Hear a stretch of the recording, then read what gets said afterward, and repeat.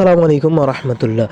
এখন চলছে নতুন বছর, অর্থাৎ নতুন বছরের শুরুতে মৌসুমে আমি আমাদের যে খামারটা আছে খামারটার একটু নতুন সংযোজন করব ইনশাআল্লাহ। নতুন বছরে খামারে কী সংযোজন করব বা কী করব সেটা আপনাদের দেখাবো এই ভিডিওর মাধ্যমে ইনশাআল্লাহ।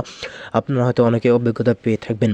তো তার আগে আমাদের যে দেশি মুরগিগুলো বাইরে ছাড়ি দিয়েছিল সেগুলো কিছুটা ভিতরে ঢুকতে চেয়েছিল, তো কয়েকটাকে আমি ভিতরে ঢুকিয়ে দিয়ে দিলাম এবং বাকিগুলো বাইরে রেখে দিলাম, অর্থাৎ যেগুলো ভুঁড়ি বা ডেকি।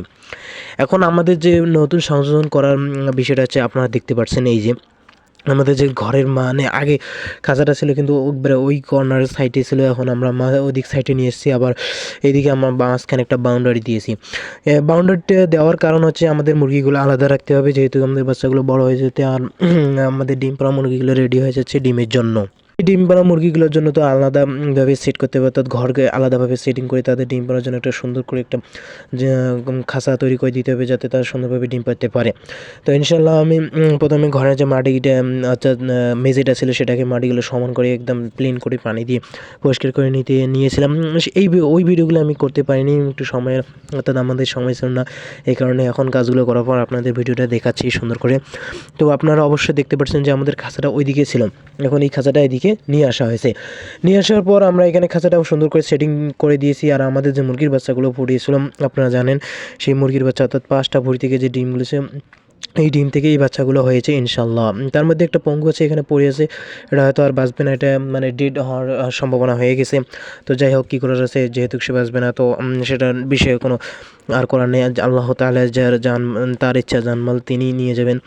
তো আলহামদুলিল্লাহ, সেটা যদি মরে যায় তো সেটাকে পুঁতে দিতে হবে, আর যদি বাঁচে তো আমরা আপনার চেষ্টা করবো যদি বাঁচে বা ঔষধ বা বিভিন্ন চিকিৎসার মাধ্যমে নিয়ে তো বাঁচবে। আর বলতে বাঁচবেই না, কারণ এটা যে খাঁচাটার ভিতরে ছিল এটা পঙ্গু, আর এটা খাঁচাটার নেটে যে পা দিতে পারে না, খাইতে পারে না, মানে সবার উপরে মুরগির বাচ্চাগুলো সবার তার উপরে উঠে, যার কারণে সে এখন সমস্যায় পড়ে গেছে।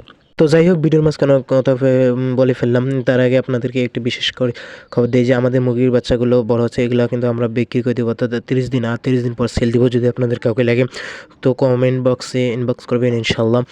তো আমার যে খাঁচাটার ভিতরে কিছু মুরগির বাচ্চা ছিল সেগুলো আবার এখানে বাইর করে দেবো, বাইর করে দেওয়ার পর এখানে ছেড়ে দেবো তাদেরকে মুক্তভাবে, যেন তারা আবদ্ধ একটা অবস্থায় যখন ছিল সেটা থেকে তারা বাইরে এসে একটু খোলা মুক্ত বা খোলাভাবে থাকতে পারে, তার জন্য সুন্দরভাবে ফ্রেশভাবে থাকতে পারে, সেই জন্য একটা ব্যবস্থা করবো। এই ব্যবস্থা করার পর তাদেরকে দেখবো, অর্থাৎ তাদের শরীরে যে সংশ্লেষণগুলো বিষয় আছে, যন্ত্রে চলাচল যায়, সেগুলো সুন্দরভাবে গঠন এবং তারা বৃদ্ধি সঠিকভাবে হবে ইনশাল্লাহ। আর এগুলো 45 দিন বয়স হলে কৃমির ওষুধ খাবো, আর এগুলো খাবার হিসেবে আমরা স্টার্টার ফিড দিয়ে দিচ্ছি।